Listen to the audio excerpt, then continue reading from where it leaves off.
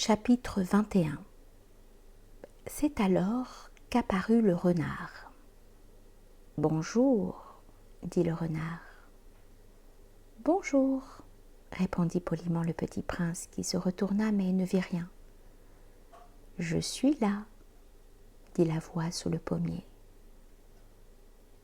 Qui es-tu » dit le petit prince. « Tu es bien joli. »« Je suis un renard, dit le renard. »« Viens jouer avec moi, lui proposa le petit prince. « Je suis tellement triste. »« Je ne puis pas jouer avec toi, dit le renard. Je ne suis pas apprivoisé. »« Ah, pardon, fit le petit prince. Mais après réflexion, il ajouta : « Qu'est-ce que signifie apprivoiser ? » ?»« Tu n'es pas d'ici, dit le renard. Que cherches-tu ? » ?»« Je cherche les hommes, dit le petit prince. »« Qu'est-ce que signifie apprivoiser ? » ?»«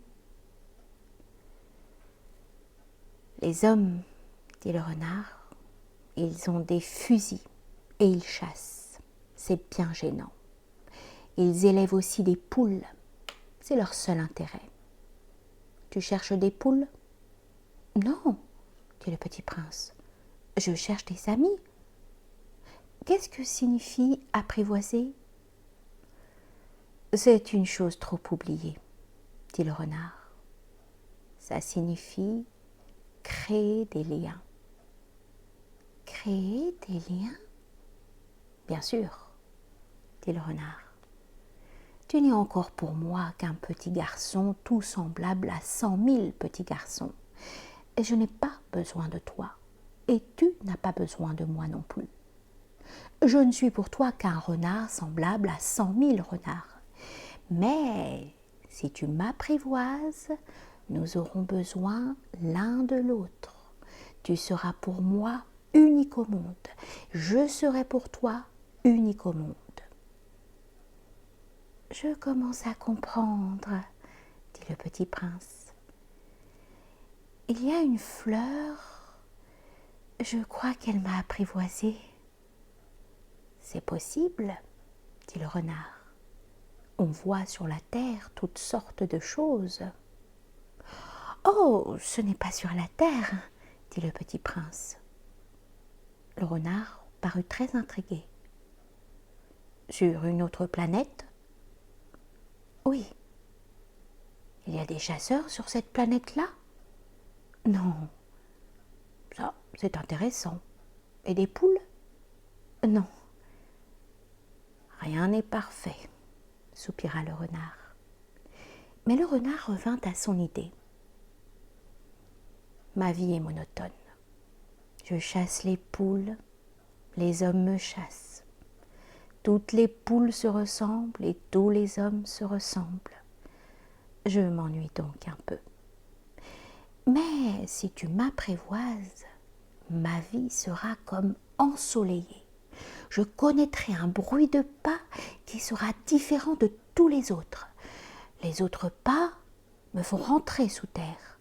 Le tien m'appellera hors du terrier, comme une musique. Et puis regarde, tu vois là-bas les champs de blé ? Je ne mange pas de pain.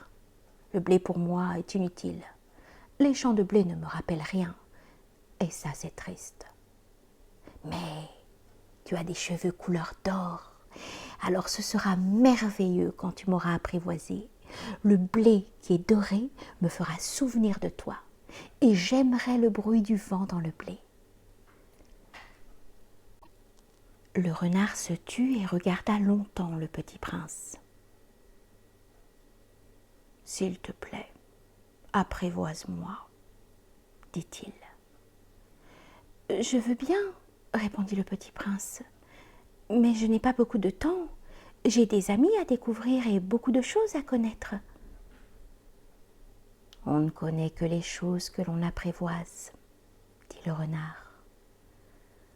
Les hommes n'ont plus le temps de rien connaître. Ils achètent des choses toutes faites chez les marchands. Mais comme il n'existe point de marchands d'amis, les hommes n'ont plus d'amis. Si tu veux un ami, apprivoise-moi. Et que faut-il faire? Dit le petit prince.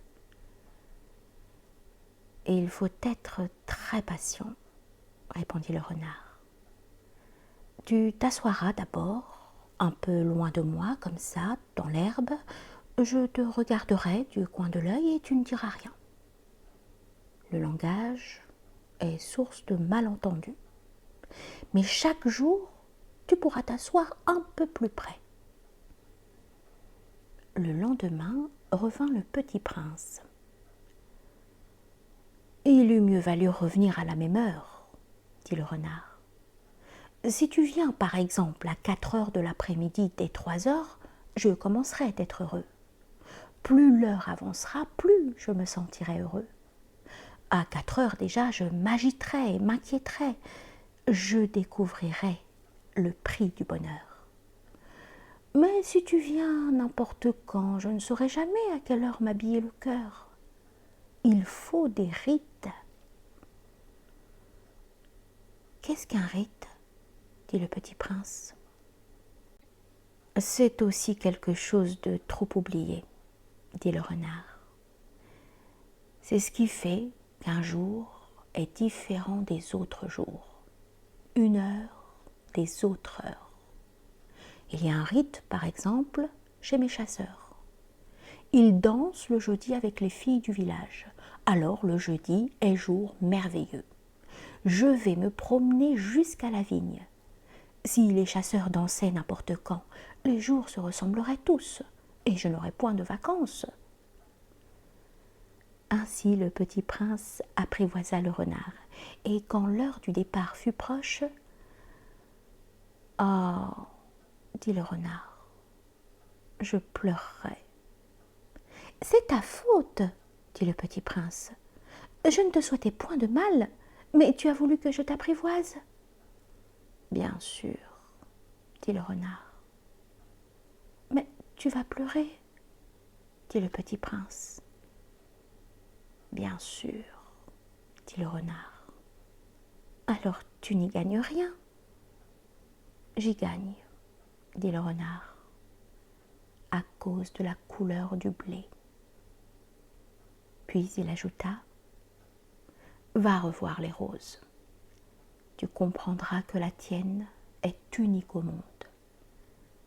Tu reviendras me dire adieu, et je te ferai cadeau d'un secret. » Le petit prince s'en vut revoir les roses. « Vous n'êtes pas du tout semblable à ma rose. Vous n'êtes rien encore, » leur dit-il. « Personne ne vous a apprivoisé et vous n'avez apprivoisé personne. Vous êtes comme était mon renard. Ce n'était qu'un renard semblable à 100 000 autres, mais j'en ai fait mon ami et il est maintenant unique au monde. » Et les roses étaient bien gênées. « Vous êtes belle, mais vous êtes vide, » leur dit-il encore. « On ne peut pas mourir pour vous. Bien sûr, ma rose à moi, un passant ordinaire, croirait qu'elle vous ressemble, mais à elle seule, elle est plus importante que vous toutes, puisque c'est elle que j'ai arrosée, puisque c'est elle que j'ai mise sous globe, puisque c'est elle que j'ai abritée par le paravent, puisque c'est elle dont j'ai tué les chenilles, sauf les 2 ou 3 pour les papillons, puisque c'est elle que j'ai écouté se plaindre ou se vanter ou même quelquefois se taire, puisque c'est ma rose. » Et il revint vers le renard. « Adieu, dit-il. « Adieu, dit le renard. Voici mon secret. Il est très simple. On ne voit bien qu'avec le cœur. L'essentiel est invisible pour les yeux. L'essentiel est invisible pour les yeux, répéta le petit prince afin de se souvenir. C'est le temps que tu as perdu pour ta rose qui fait ta rose si importante. C'est le temps que j'ai perdu pour ma rose, fit le petit prince afin de se souvenir. Les hommes ont oublié cette vérité, dit le renard. Mais tu ne dois pas l'oublier. Tu deviens responsable pour toujours de ce que tu as apprivoisé. Tu es responsable de ta rose. Je suis responsable de ma rose, répéta le petit prince afin de se souvenir.